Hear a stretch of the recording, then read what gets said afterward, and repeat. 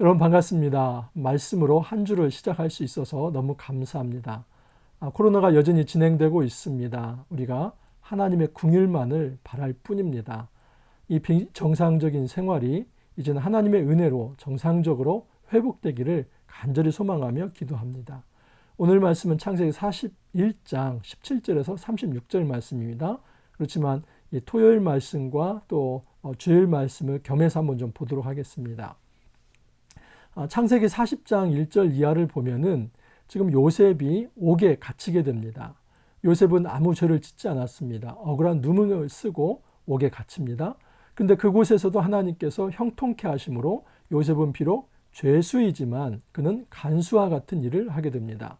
두 명의 죄수를 돌보고 있었는데 하나는 술 맡은 관원장, 또 하나는 떡 굽는 관원장입니다. 둘 모두 꿈을 꾸었습니다. 아주 이상한 꿈이었습니다. 그런데 그 꿈을 요셉이 해석을 해주게 됩니다.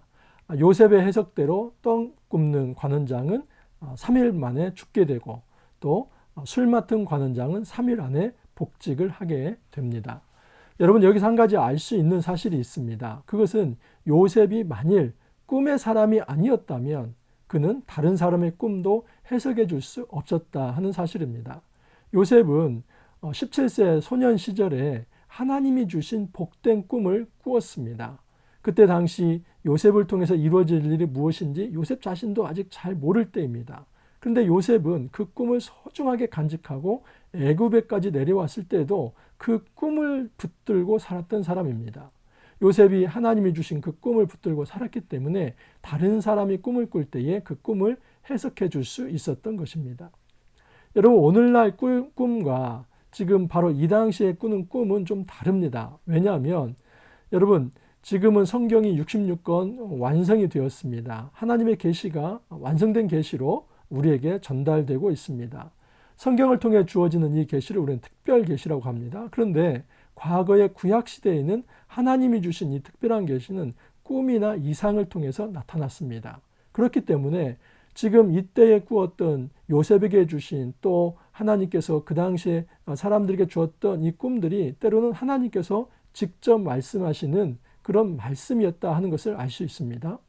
오늘날로 말하면 우리 안에 말씀이 없다면 그 말씀에 대한 해석할 수 있는 능력이 없다면 내 자신의 삶도 돌아볼 수 없고 다른 사람의 삶도 도울 수 없다는 사실입니다. 우리가 이렇게 말씀을 묵상하고 또 그 말씀 앞에 엎드린 이유는 그 말씀으로 우리 자신을 성찰하기 위함이고 또 다른 사람을 돕기 위함입니다.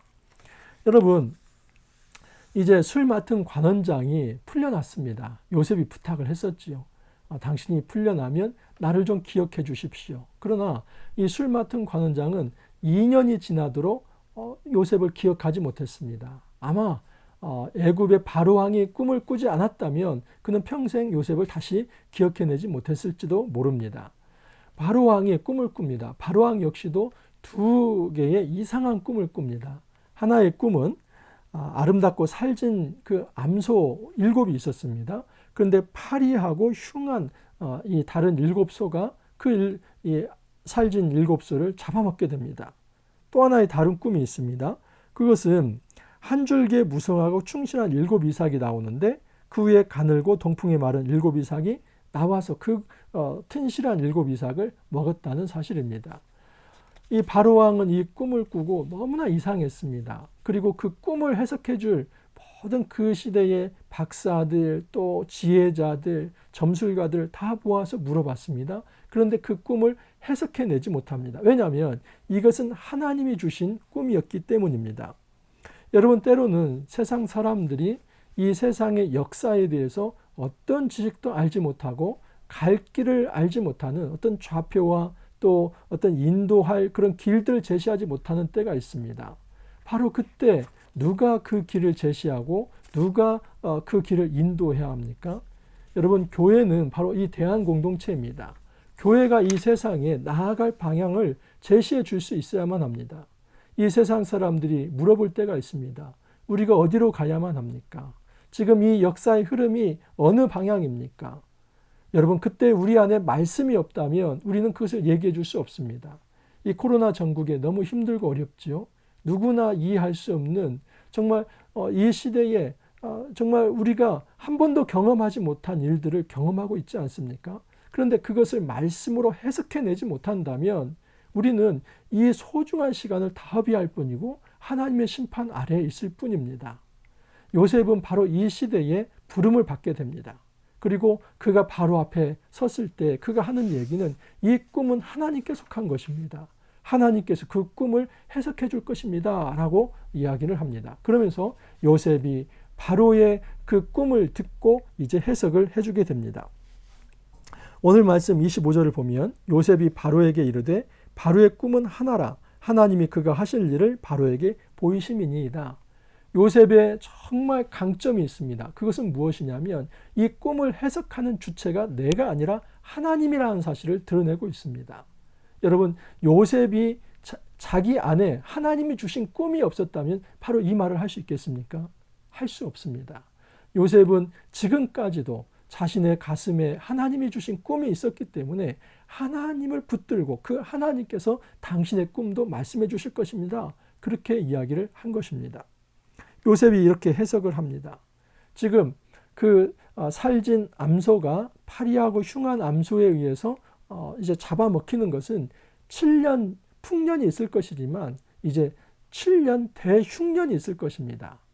그리고 또 이제 그 튼실한 7 이삭이 있는데 아주 마르고 가는 그 이삭에 의해서 또 먹히는 거, 이거 역시도 앞의 꿈과 똑같은 것입니다. 2번 겹쳐 꾼 것은 하나님이 이 꿈을 이루시기로 정하신 것입니다.